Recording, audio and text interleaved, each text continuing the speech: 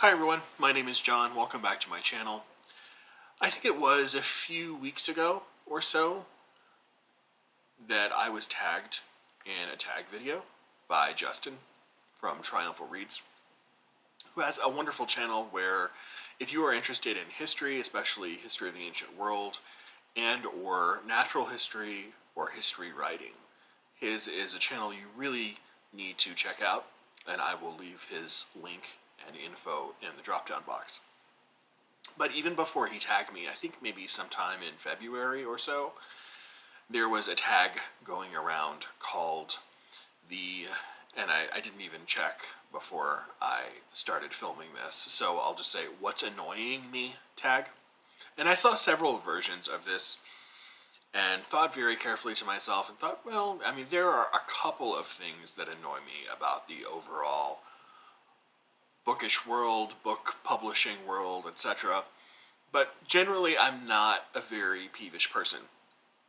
So I decided to not make a video about it. And I generally don't do a lot of tags either. And then Justin asked me when he tagged me. And I said, okay, well, I may not be generally a very peevish person, but since you asked, I might as well answer some of these questions, because while some of them you have probably heard the answers to before, I think some of these responses are somewhat original. I hope that it will be worth your time to listen to. So I'll just jump right in. I'll leave all the questions down below, and if there was a tag originator I can find, I'll leave their information below too. The first question is, do publishers ever do things that you find annoying? Share an example. So I will give some examples, 3 examples of things that not just publishers do, but sort of endemic about the larger book market. One of them is book prices. Publishers and bookstores seem to wonder why the industry is in a period of extended obsolescence, but then they price a new hardback book at $45 and wonder why no one wants to buy it.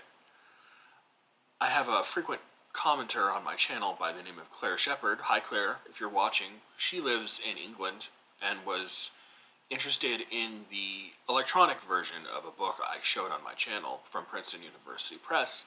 Electronic version of a book. And she told me it was 30 euros. Which is, something like 34, 36, 38 US dollars for, depending on what Princeton does with its ebooks, I guess you get the book in perpetuity if you buy it. I don't know. But $35 just seems like a bit much for an electronic copy of a book. I know all the editing and all the work goes into an electronic copy just as much as it does a hardcover. But there's something in me that just feels like I want something tangible for that money. That sum of money, at least. So, one would be the price of retail books, which is why I almost never buy full-priced retail books at bookstores anymore. Another, this is more about booksellers than it is publishers, but book stickers from bookstores and especially online book sites. Like, I don't know if they're still really, really bad about this, but Better World Books used to be horrible about selling pulled library copies and not telling you that they were actually pulled library copies. So you would have all of the library ephemera, the thing with the card, and then the little sticker on the spine that gave you the Dewey Decimal number, and all the stamps on the inside. And that's something I would just prefer to not have to deal with. I don't mind something like a little dot in ink on the top or the bottom, or a little slash in ink to let you know that it's a reduced price sort of wholesale book. But anything that's more obtrusive than that, and especially more intrusive than that, and is not announced on the seller page, tends to annoy me. And another one, this is more of a thing for people who read a lot of nonfiction. But whenever you go and you browse a book and you see it advertised as a new and revelatory and fascinating history of X, you know, the Muslim conquest of Spain or the Spanish Inquisition, whatever, and then you read it and it's just some basic bitch history of the subject with no new interesting details, no new perspective, nothing revisionist, just the old basic history that you've read maybe 5 or 10 times before. That is also annoying. I know it's a marketing shtick, I get it, but it's nevertheless annoying. Number 2. Have you ever been annoyed by a spoiler? Has ever something as simple as someone telling you, or ever something as simple as someone telling you there's a great twist? Well, I read mostly nonfiction these days, even though I still do occasionally read novels and short stories. I guess it's mostly a question for people who mostly read fiction. But when it comes to fiction, when I am reading it, no, not really. This doesn't annoy me so much. I'm more interested in how the storytelling is accomplished and how it's pulled off by the writer than I am in what does or doesn't happen to a certain character. So it's more about the art form of how it's told than really what happens.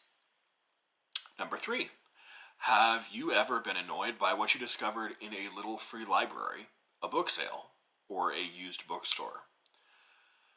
Tell us what you found and why it was so annoying. So we don't have any little free libraries around, I don't think. If we did, I hate to say it, but I can't imagine there's probably too much that would interest me in one. We do have a couple of bookstores attached to our local libraries, which I look at every once in a while. Those libraries also have annual book sales, and those do have one big thing that has a history of annoying the living hell out of me, and it is those people who go to book sales and take their scanners with them. Who just sort of go down with all the spines that are on top.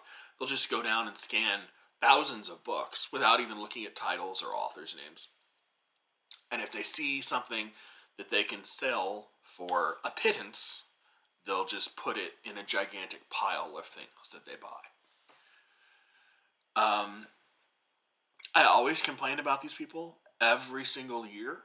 For probably the 7 or 8 years I've been going to the library book sales that I go to, and nothing ever happens to them. I kind of feel like Old Man Simpson shaking fist at sky. Nothing's going to happen, but I still mention it every year. I think I wouldn't mind it as much if they weren't allowed to be admitted at the same time as everyone else who's actually genuinely going to shop for books. If they want to give them the leftovers, then fine, whatever. But them having equal access as people who actually want to look at books and enjoy them instead of just sell them for a dime worth of profit,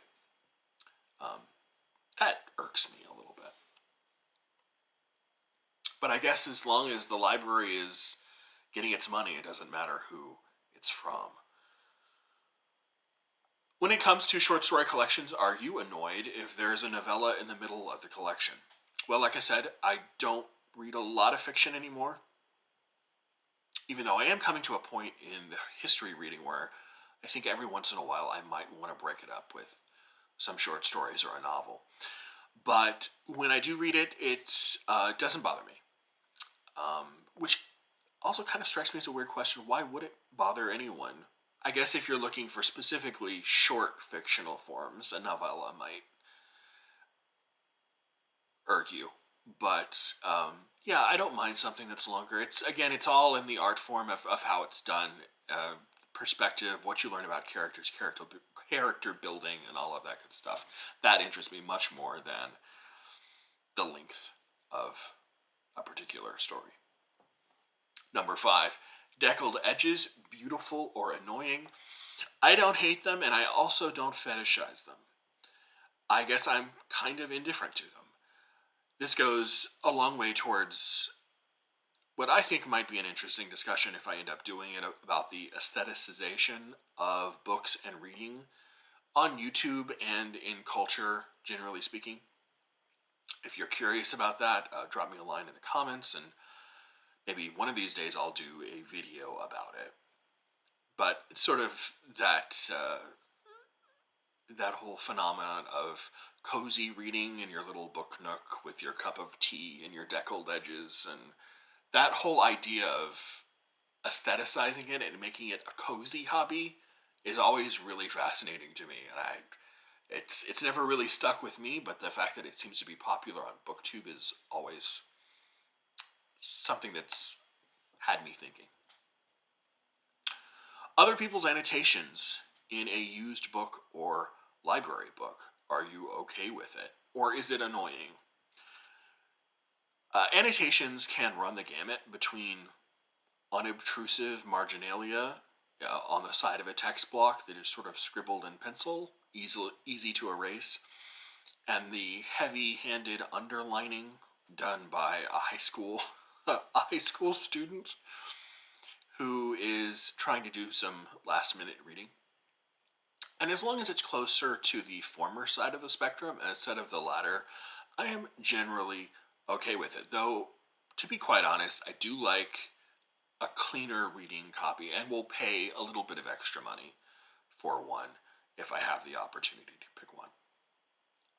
What I especially love, and I've only had a small handful of opportunities to have this happen, is when you get marginalia from someone who clearly has a history with a book, who is not reading this book for the first time, or maybe even the second, but has read it many times, and you see the notes and the scribbles of someone who is going back to think about what they have already read and writes things that are thoughtful and insightful. That's the kind of book that I will not get rid of, even if I happen to disagree with what's being written in the margins. Coffee break, excuse me.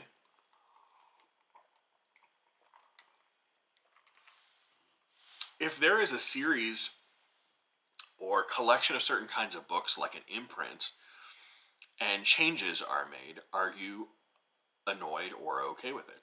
If yes, give us an example.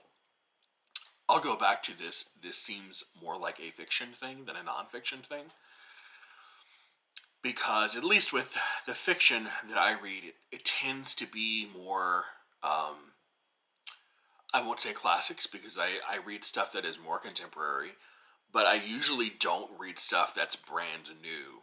When I say brand new, maybe in the last 10 or 20 years. So when something has come out, if it's more than one volume, it's usually been reproduced in a form where all of the book size, typesetting, covers all look relatively uniform. But if I was a reader, say, of science fiction or fantasy or whatever else, and they changed book sizes or heights in the middle of a series, yeah, that would probably annoy me a little bit. I'm somewhat anal retentive, and I'm glad to see that so many other bookish people are too, because it really makes me feel at home. Anal retentiveness forever. Number 8. Do the decisions of characters in a novel ever annoy you? Share the book and what decisions you found to be annoying. This doesn't usually annoy me. In fact, I can't think of a single example where it ever has.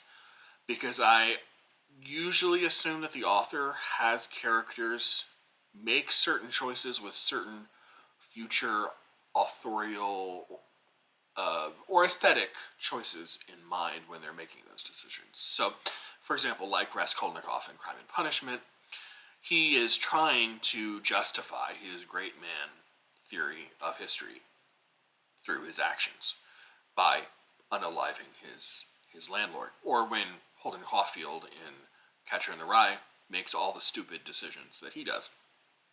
They are made not to be stupid decisions, but to illustrate a larger point in the book or about the character themselves.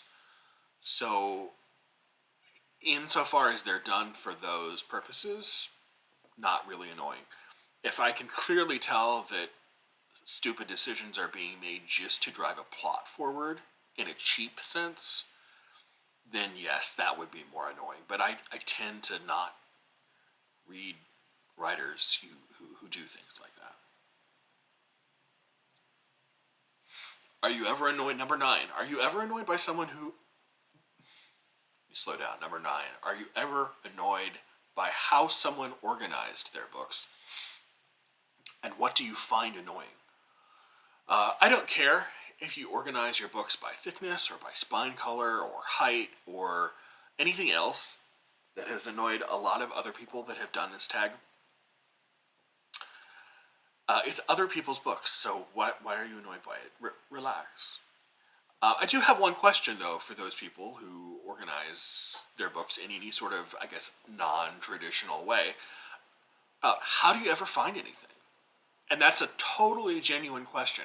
You know, if you have all of your teal books in one section, how do you ever find anything? I guess maybe if you're really good at putting books back where they belong, maybe you just know where they are on a bookshelf. But my books move around. I pull them out, and sometimes I put them back, sometimes I don't. So my library is sort of an organically evolving thing. Where one book is may not be where it is 6 months later, or even 6 days later. So that wouldn't work for me. I have to have them where I know I'll find them. And by the way, this is an answer only given half ironically, since my own library literally has Montaigne next to Thucydides next to John Cheever.